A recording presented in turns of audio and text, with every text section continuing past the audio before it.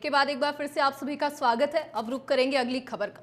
उत्तर प्रदेश के पीलीभीत में भारतीय जनता पार्टी कार्यालय पर वक्फ सुधार जन जागरण अभियान की कार्यशाला का आयोजन किया गया।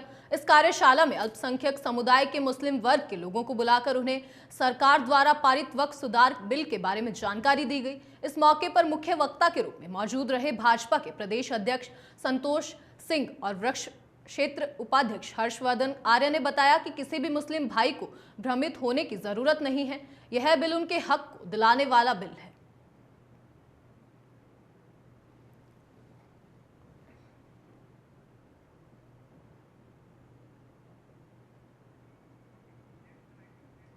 वक्फ बोर्ड आप जानते हैं कि जब 1947 में देश स्वतंत्र हुआ था तो उस समय 39,500 एकड़ भूमि थी वक्फ बोर्ड के पास, और आश्चर्यजनक तरीके से 100 गुना भूमि बढ़ करके 39,50,000 एकड़ भूमि आज वक्फ बोर्ड के पास है।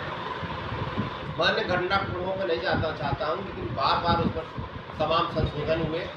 संशोधनों के बाद 1995 में भी संशोधन हुए, उसके पहले इंदिरा जी के ज़माने में भी संशोधन हुए, और 2013 में तो जो सोनिया जी की जो सुपर सरकार थी, जिसको मनमोहन सिंह जी कहने के लिए चला रहे थे, लेकिन उस सरकार ने रातों रात इस छत बेवकूफ़ बना करके मुस्लिम समाज को, और हम वोट लेने का समय आ गया क्योंकि चुनाव घोषित होने वाले थे, तो वक्फ बोर्ड में अपरिमित संशोधन कर दिया। बाराबांकी से बड़ी खबर सामने आ रही है, जहां अवैध खनन को लेकर जनपद के रामस्नेही घाट में खुलेआम हो रहा अवैध खनन को लेकर जिम्मेदारी अधिकारी मौन हुए। सुस्त प्रशासन खनन माफियों के खिलाफ हौसले बुलंद, बेहिचक बिना रोक टोक के जारी है अवैध खनन। जिला तहसील प्रशासन के लिए है बड़ा सवाल। भ्रष्टाचार को लेकर सीएम योगी गंभीर, लेकिन अधिकार खनन को लेकर कर रहे लापरवाही। ट्रॉल में मिट्टी तिरपाल से ढककर ले जा रहे सुरक्षित अधिकारियों की ओर से दिया जा रहा खुला संरक्षण। तहसील के गांव छुलिया मजरे में जारी है अवैध खनन। स्थानीय लोगों की कई शिकायत, नतीजा जीरो।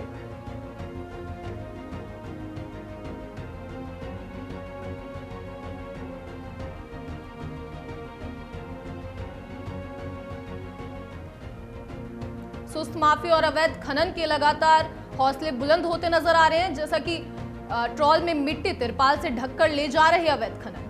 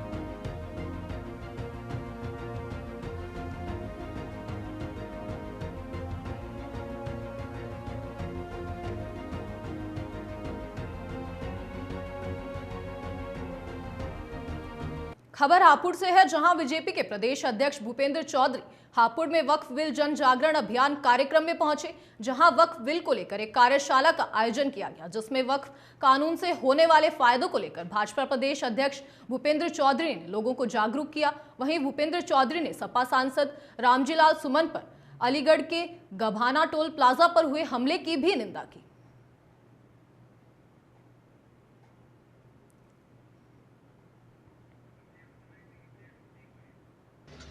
इस प्रकार की घटनाएं, जिस प्रकार की पहलगांव में घटना हुई है, ये सभ्य समाज के लिए, हम सबके लिए दुखद, और हमारी पार्टी और हम लोग पीड़ित परिवारों के साथ हैं। और माननीय प्रधानमंत्री जी का जो संकल्प है कि चुन चुनकर सबके खिलाफ कार्रवाई करेंगे, और ऐसी कार्रवाई करेंगे जो नजीर बन सके भविष्य में, जिसे लोग संज्ञान लें। निश्चित रूप से दुखद है, और जैसा मैंने कहा कि बड़ी घटना है हमारे लिए, बहुत दुखद घटना है, और देश के लिए लोगों की धर्म पूछकर, उनकी धार्मिक पहचान करके इस कृत्य को अंजाम दिया गया। तो मैंने जैसे कहा, सरकार सजग है।